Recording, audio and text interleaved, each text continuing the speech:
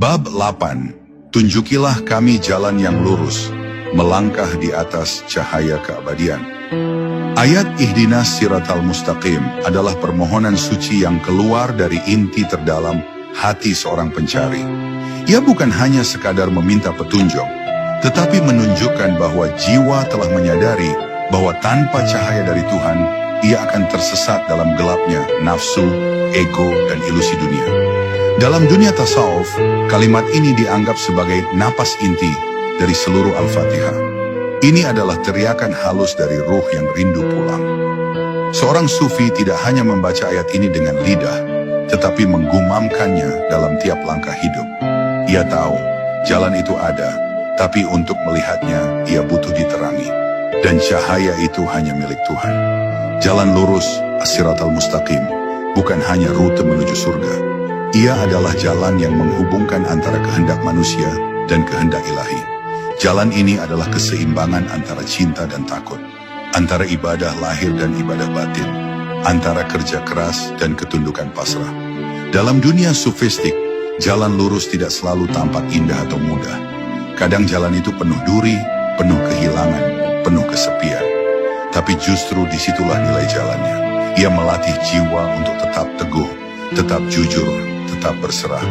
Maka saat seorang sufi berdoa, ihdinas siratal mustaqim, ia sedang meminta kekuatan untuk tetap di jalur kebenaran, meski dunia menggoda ke arah yang lain. Permintaan ini juga mengandung pengakuan bahwa manusia tidak bisa berjalan sendiri, bahwa tanpa petunjuk darinya, betapapun tinggi ilmu kita, kita tetap bisa tersesat. Dan lebih dalam lagi, ia juga menyiratkan bahwa petunjuk bukan hanya sekali diberi, melainkan harus terus-menerus dimohonkan.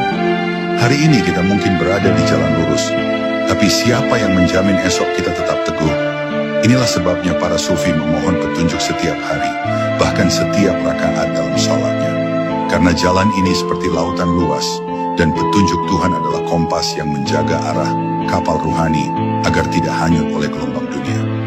Menariknya, dalam bahasa Al-Quran, ayat ini memakai bentuk jamak, tunjukilah kami, bukan tunjukilah aku. Ini mengandung pelajaran mulia, bahwa jalan kebenaran bukan hanya untuk pribadi, tetapi untuk umat. Seorang sufi sejati tidak ingin selamat sendirian. Ia ingin semua makhluk ikut merasakan petunjuk itu. Maka dalam doanya, ia menggandeng semua orang, yang ia kenal atau tidak, yang menyakitinya atau mencintainya, yang percaya atau yang belum percaya. Karena ketika hatimu telah tercerahkan, engkau tidak ingin cahaya itu berhenti di dirimu saja.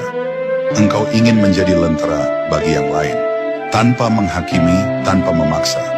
Cukup menjadi jalan yang tenang, dan orang-orang akan datang karena mereka haus akan cahaya. Bab ini adalah panggilan bagi kita semua untuk memurnikan niat. Bukan sekadar ingin jalan yang lurus, tapi siap untuk terus dibimbing di dalamnya. Karena jalan ini bukan garis datar. Ia menanjak, ia menurun, ia menguji.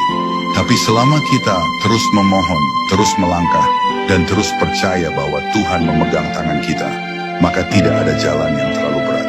Maka ucapkanlah doa ini bukan hanya dengan bibirmu, tapi dengan segenap ragamu. Ia tak membutuhkan bahasa yang indah atau dalih yang rumit. Ia hanya menunggu satu hal, hatimu terbuka. Dan ketika hatimu terbuka, ketika engkau berkata, wa iyyaka nasta'in, dengan segenap keberadaanmu, maka semesta pun bergetar, dan pertolongan turun dalam bentuk yang paling lembut, seperti angin yang membelai luka, seperti cahaya yang masuk perlahan ke ruang